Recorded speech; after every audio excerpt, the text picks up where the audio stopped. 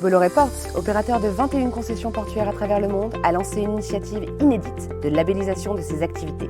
Avec Green Terminal, c'est une page plus verte, plus respectueuse des hommes et de leur environnement que nous commençons à écrire.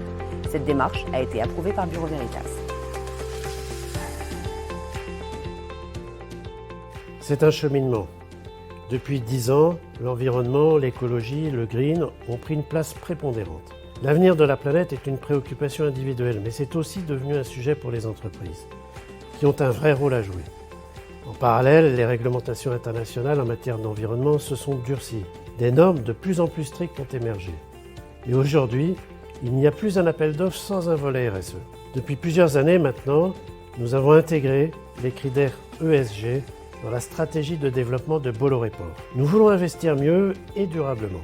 Le label Green Terminal est en phase avec ces objectifs. C'est une démarche inédite dans le secteur portuaire. Elle a été approuvée par Bureau Veritas, qui réalise les audits de l'ensemble de nos terminaux. Notre démarche comporte 8 volets.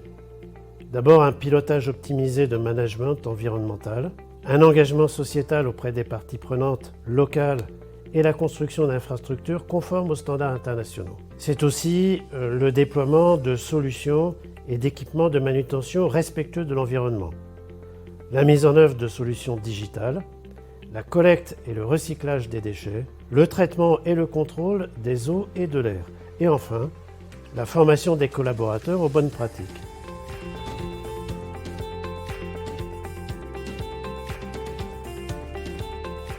Nos émissions de gaz à effet de serre ont diminué de 11% entre 2019 et 2020 grâce aux équipements électriques que nous avons implémentés sur nos terminaux. Aujourd'hui, 100% de nos portiques de quai sont électriques. Nous avons aussi une quarantaine de IRTG. Et nous avons co-développé avec le groupe Gossin un tracteur 100% électrique. On vient d'ailleurs d'en commander 36 supplémentaires pour notre futur terminal à conteneurs à Abidjan. C'est sur nos projets Greenfield, évidemment, que nous allons pouvoir donner toute sa mesure au label Green Terminal. Je pense notamment à notre projet au Timor oriental. Nous allons démarrer dès 2022 nos activités dans un port en eau profonde que nous avons entièrement construit. Nous avons conduit 2 ans d'études d'impact avant de commencer à poser la moindre pierre. Ensuite, on a par exemple reconstitué une zone de mangrove pour préserver la faune marine, mis en place un éclosoir pour protéger les tortues, et le futur terminal sera bien sûr équipé d'engins de manutention électrique.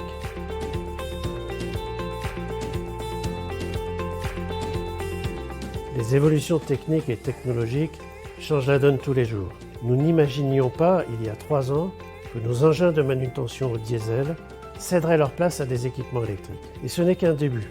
Peut-être que demain, l'hydrogène viendra révolutionner nos consommations d'énergie. Je crois aussi beaucoup aux vertus de la digitalisation des procédures et de la dématérialisation des données. Le Covid a mis un grand coup d'accélérateur. Nous savons qu'en interfaçant les informations de toutes les parties prenantes, nous serions plus efficaces. Nous savons aussi que la congestion, qui est une grande source de pollution, serait amoindrie. Enfin, je crois beaucoup à la sensibilisation et à la formation, notamment des jeunes. Ces questions les intéressent et c'est sur eux que repose notre avenir.